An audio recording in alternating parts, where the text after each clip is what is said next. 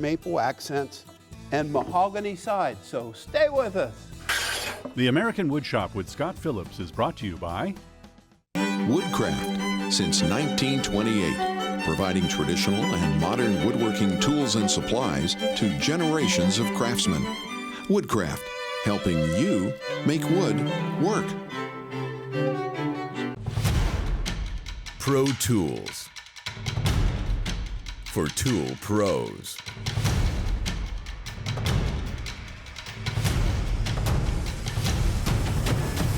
Rikon Tools. Woodcraft Magazine. Projects, plans, and web links designed to help you make wood work. P.S. Wood, home of Timberwolf Swedish silicon steel bandsaw blades and super sharp scroll saw blades. A bed to sleep on. A table to share meals. A house that feels like a home. The Furniture Bank of Central Ohio, providing furniture to neighbors in need.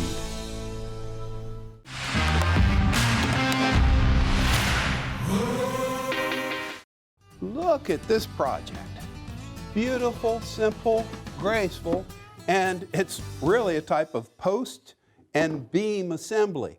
And it all starts at the table saw. Let's get to it. Wood Quiz 101. You say you're a woodworker. Take a look at this wood. What is it? This is very rare. It's called cat's eye mahogany. I haven't seen much of it in my day, but Michigan State Forestry School, they had this, and that's what they called it. It's very definitely mahogany. Then look at the top to the jewelry box. This is a glue up of orange agate.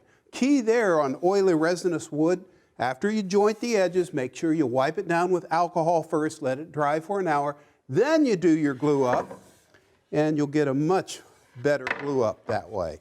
So I'm going to rip this down. Be sure to read, understand, and follow all the instructions that come with the tools and products you use in your shop. Safety glasses, these are hearing protection. And with these exotics, quote, be sure to use dust collection. Fence is locked, 16 1/8. We'll cut this square with the rip fence and then with the crosscut sled.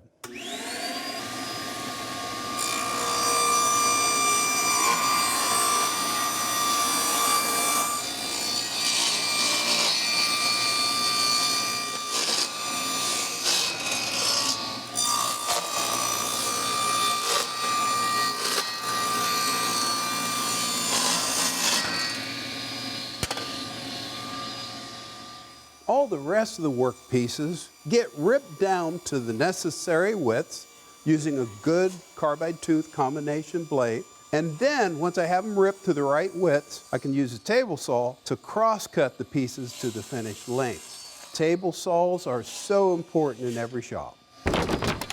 I've used a table saw to size all the work pieces, but then to get them exact, like these posts need to be 1 inch square, 8 inches long, 4 posts, identical, and they get these mortises. Okay, this is a mortise tenon joint. Tenon going into a mortise. We're going to use a power mortiser with this jig to do all these mortises, and there are a lot of them on this project. But the first thing is shake up blade coat and spray it on the drill bit inside of that chisel mortiser. That will prevent it from getting as hot. And then this glide coat on the outside of that square chisel, once that dries, it takes a couple minutes to dry, you're going to get much better results out of your mortiser. So we need to cut some posts here, and whatever you do, use good stops on your miter saw as you cut these delicate work pieces. I'm just going to cut one more post, make that cross cut. Let that blade come to a stop. That way it gets a perfect cut every time. And now, to use this jig, I'm using this little stop block here. That's 3/8 of an inch. That's a 3/8 inch chisel mortiser. I put that into the first groove on this fence. It's secured with double-sided tape. Bring this 1 inch square leg right up to that stop, turn it on, and make that cut. I want to make sure that I bring this forward and go all the way down until it stops. And then once I do that, that's the first part of the cut.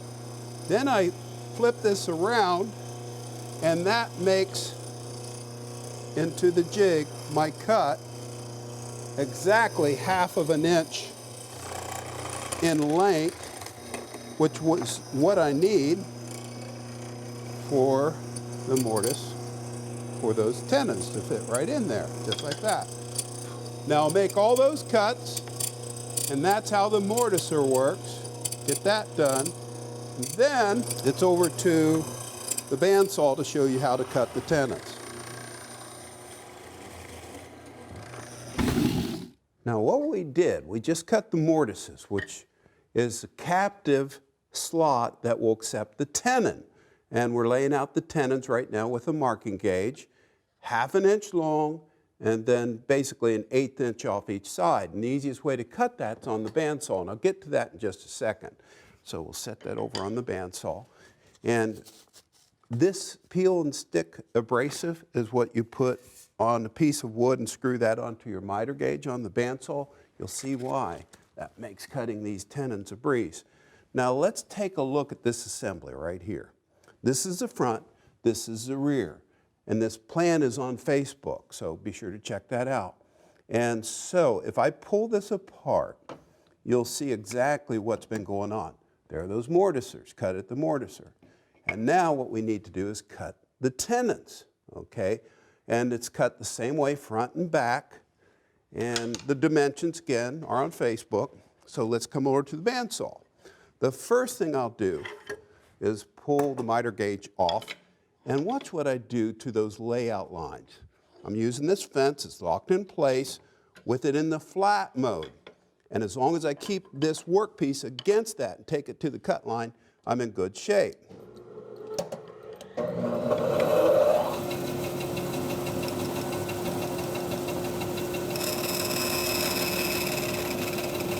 Do that on that side, do it on that side, do it on this side. Oh, this is step down a 32nd. I'll use that brake to stop that 3/4 inch blade. Move this down a 32nd, lock it in place. Now I can cut the other side. It's all in the details. There's one side, and that's a 3/4 inch blade, so I can back out of the cut straight against the fence. And now, the sides of the tenon are cut. What I can do, turn that off, bring it to a stop, and now I need to waste away the left and right on the thickness of the workpiece to the layout line, just like that. Lock that in place. And now I'm going to use that marking gauge, set it 1/2 inch, to scribe in a line to know exactly where I cut to. And that's key. Having the right tools makes a world of difference. And you want this to absolutely be 1/2 inch long to make everything come together. So now I can cut in the sides.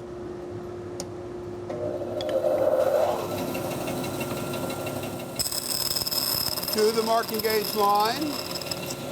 Same thing other side.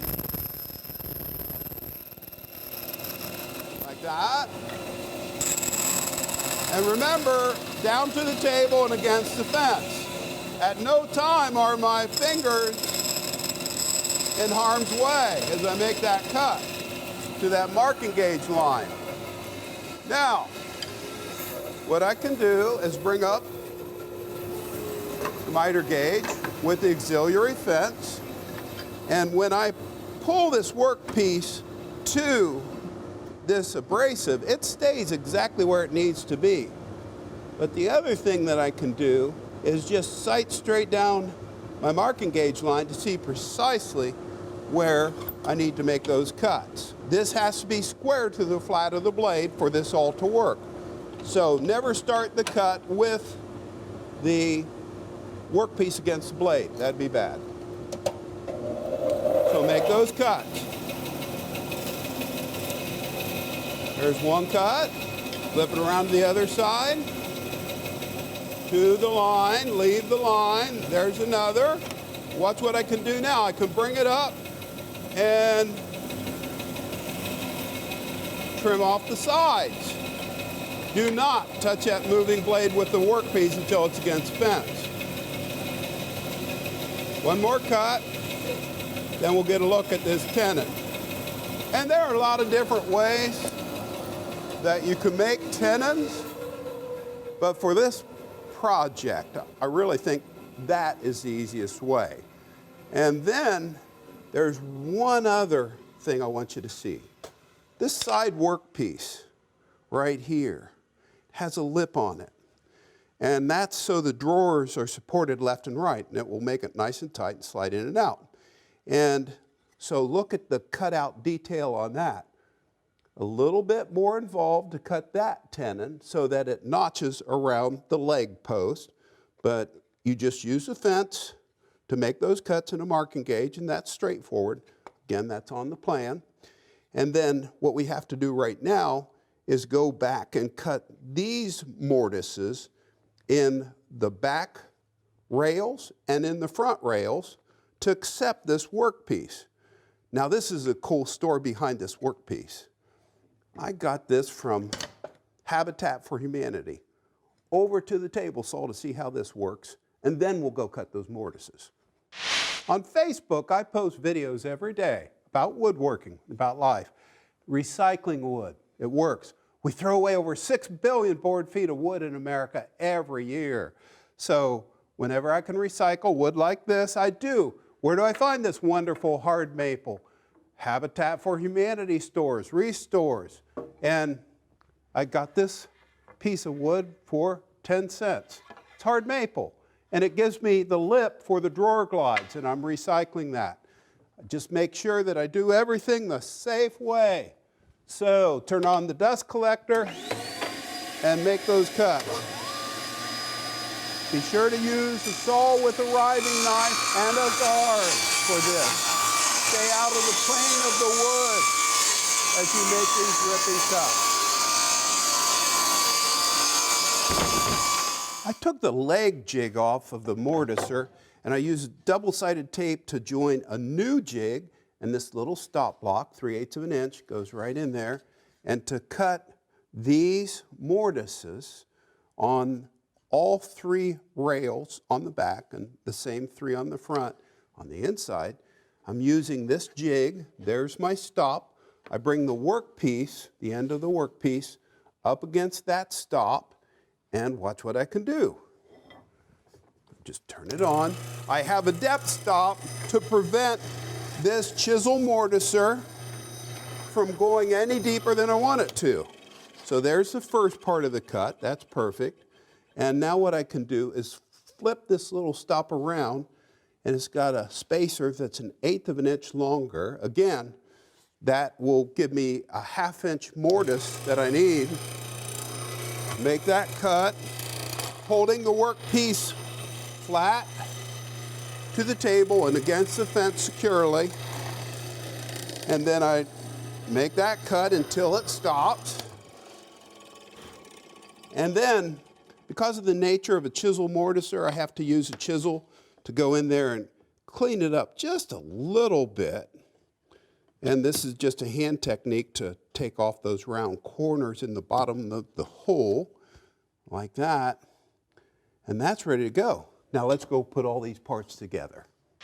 Once all the mortise and tenons are cut, it's kind of like Tinker Toys. You slide the long tenon into the captive mortises. Now, this is the back frame assembly, and this post is flush to the inside edge, just like that, inside of the back.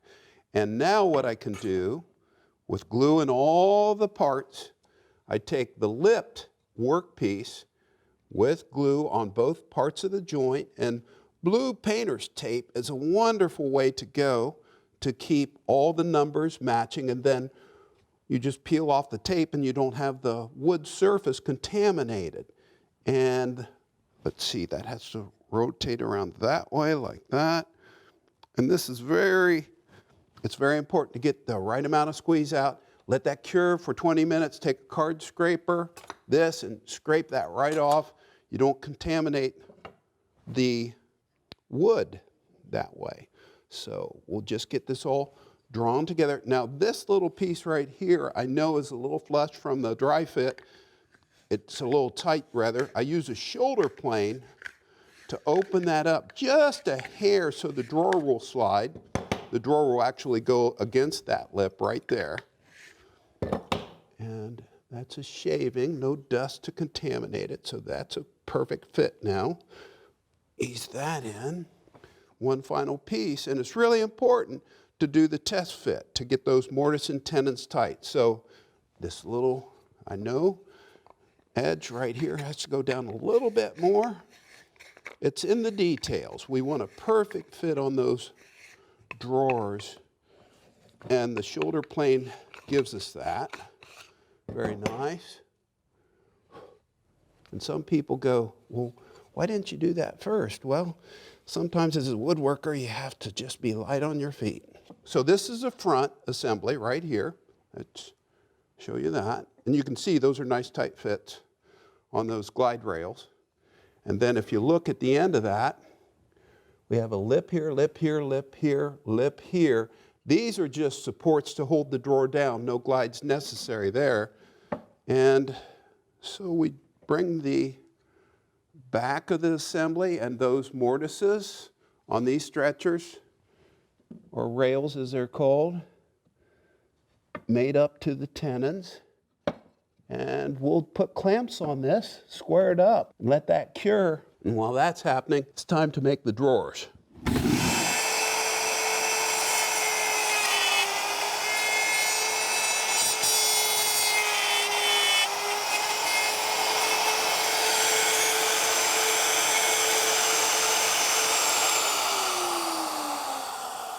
Let that router bit come to a complete stop before you set that router down for safety. Now let me get the dust mask off. It's a dusty process when you use a router and a dovetail cutting template. Now there are the dovetails balanced in the middle of the workpiece. Here are the pins. Okay, what we do is bring that up, and that should be a perfect fit. And it is. I really love that. It's a beautiful, strong joint. And because the way I have everything positioned, the best face goes in on the dovetail boards. And this is that cat's eye mahogany. Beautiful stuff. Very rare piece. And it goes up against the stop, balanced, up against the fingers. And best face in, best face down. And I bring that up until it butts into the back of the board there. Like that. Lock it in place, check all the locks, they all need to be down, that's good. And we'll finish cutting all the dovetails for this. Dust mask back on. Okay, and then we'll make those cuts.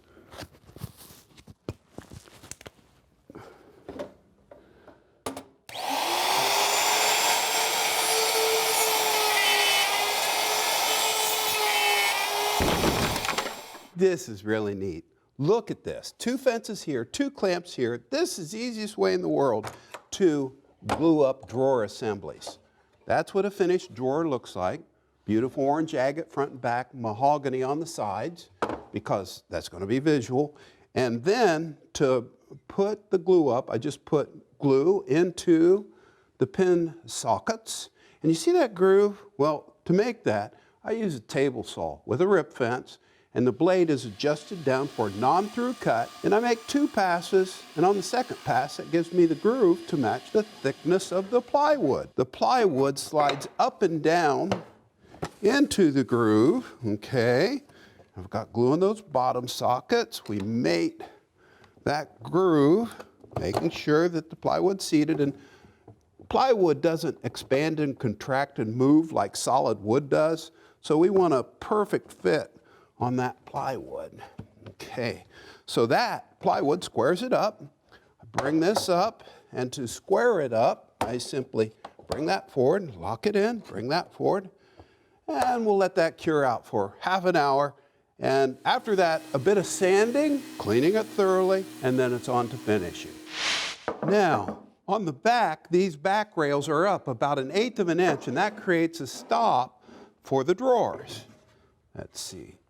This one goes down low, like that. Boy, that's perfect.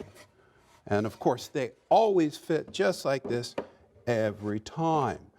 You want them to be tight. If they are not tight, you've done something wrong. Let's see if, so I can sand that down for a perfect fit. But now what we're going to do is go turn these, because this demands handmade turnings. We're going to turn our custom hardwood knobs out of hard maple to match the rest of the maple on this project. First thing I'm going to use is this round cutter. So it's adjusted, cutting edge is right a hair above center line and locked in place. Four-jawed chuck holds that workpiece, which is a 1-inch square piece of wood. Let it come up to speed, hard maple. Now let's turn it round, keeping this level to the ground, easing it in. And you can see that cutter is just knocking off the high spots, the square spots.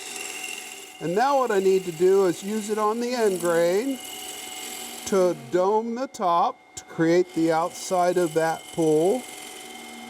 And this is bone dry wood. That's pretty right there.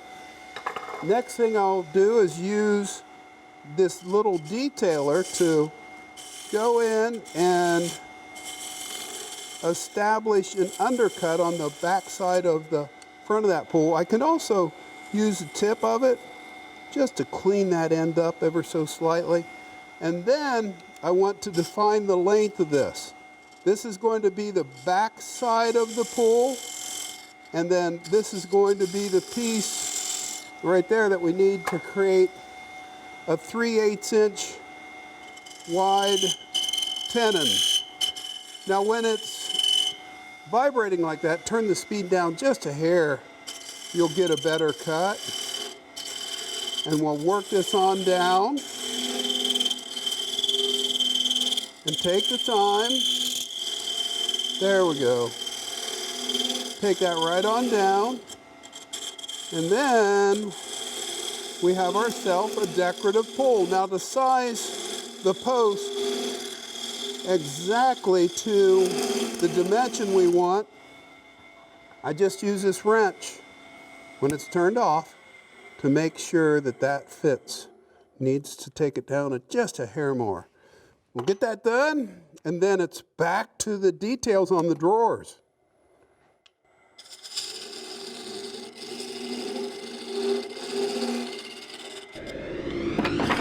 I'm using an oil urethane top coat.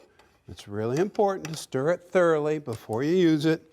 And I'm using an all cotton pad, that's what it's called. And you wipe it on with the grain. No drips, no runs. You can brush it as well, okay? And that's the beauty of this sort of finish. Surface prep is key. Make sure you clean it all thoroughly before you do this. So we'll get this brushed out and we'll have the final reveal. Beautiful. Look at that orange agate. Oh, by the way, this whole lid is attached to the frame with oversized holes in the bottom so the wood can expand and contract. Beautiful. The finish is still drying, so I'm going to be careful with this, but you'll see the look right here. And everything about this, mahogany on the side, the orange agate trim, and the orange agate top, and the hard maple posts. I mean, this is a keeper, except it's a gift. Happy birthday, Susie. And it comes with jewelry. So build your own jewelry chest and follow the tips from the American Woodshop. Thanks for being with us today. See you next time, and it's on to finishing tips and sculpting wood. So don't miss that next week. See ya. Woodcraft since 1928, providing traditional and modern woodworking tools and supplies to generations of craftsmen. Woodcraft, helping you make wood work. Pro Tools. for tool pros.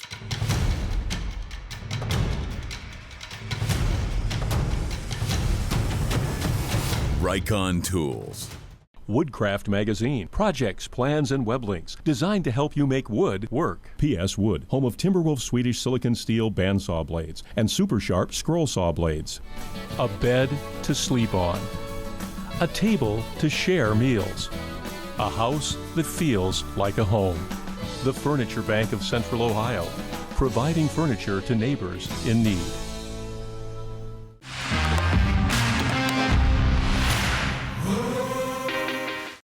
For more information on tips behind the American Woodshop and watch free episodes 24/7, check us out online and like us on Facebook.